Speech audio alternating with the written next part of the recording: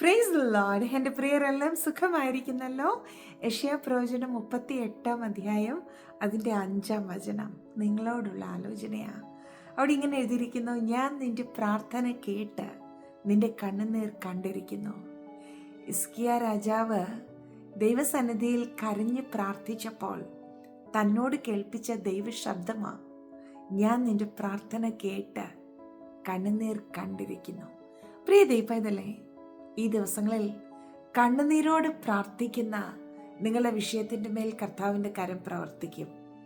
ഞാൻ എപ്പോഴും പറയാറില്ലേ, ഒരു തുള്ളി രക്തം കണ്ടാൽ യേശു അതിനെ മറികടന്നു പോയേക്കാം, പക്ഷേ നിങ്ങളുടെ വിലപ്പെട്ട കണ്ണുനീരിനെ അവിടുന്ന് മറികടന്നു പോകത്തില്ല.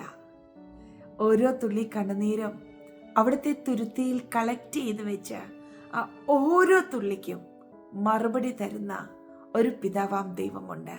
ഇന്ന് പരിശുദ്ധാത്മാവിൽ ആശ്രയിച്ച് ഞാൻ എൻ്റെ പ്രിയപ്പെട്ടവരോട് പറയുന്നു, കരയേണ്ട, ധൈര്യപ്പെട. നിങ്ങൾ കരഞ്ഞ കണ്ണുനീർ സ്വർഗം കണ്ട് നിങ്ങളുടെ പ്രാർത്ഥന കേട്ടിരിക്കുന്നു. മറുപടി ഈ ദിവസങ്ങളിൽ കരത്തിലെടുക്കും. ധൈര്യമായിരിക്കുക, പ്രാർത്ഥിക്കാം.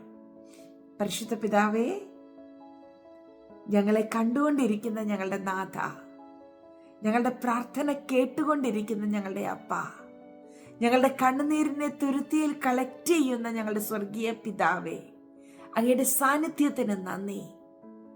അങ്ങ് ഞങ്ങളെ അറിയിച്ച ഈ വചനപ്രകാരം അവിടുന്ന് ഞങ്ങളുടെ കണ്ണുനീർ കണ്ട് പ്രാർത്ഥന കേട്ടിരിക്കുന്നതിനായി സ്തോത്രം. എൻ്റെ പ്രിയപ്പെട്ടവർ ഏത് വിഷയത്തിൽ പ്രാർത്ഥിക്കുന്നോ, ഏത് വിഷയത്തിലാണോ കണ്ണുനീരൊഴുക്കുന്നത്, ആ വിഷയത്തിൻ്റെ മേൽ സ്വർഗീയ കരം വെളിപ്പെട്ടതിനായി സ്തോത്രം.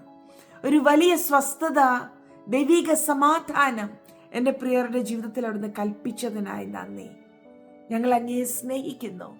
മഹത്വ അപ്പായിക്ക് യേശുവിൻ നാമത്തിൽ തന്നെ ആമേൻ. എന്നോട് ചേർന്നൊന്ന് പറയാമോ? അപ്പ എൻ്റെ കണ്ണുനീർ കണ്ട് എൻ്റെ പ്രാർത്ഥന കേട്ടിരിക്കുന്നു. ആമേൻ. നിങ്ങളെ പറഞ്ഞത് പ്രകാരം സ്വർഗീയ പിതാവ് നിങ്ങളുടെ കണ്ണുനീർ കണ്ട് പ്രാർത്ഥന കേട്ടിരിക്കുന്നു. അവിടുന്ന് നിങ്ങൾക്ക് മറുപടി കൽപ്പിച്ചിരിക്കുന്നു. Bless you.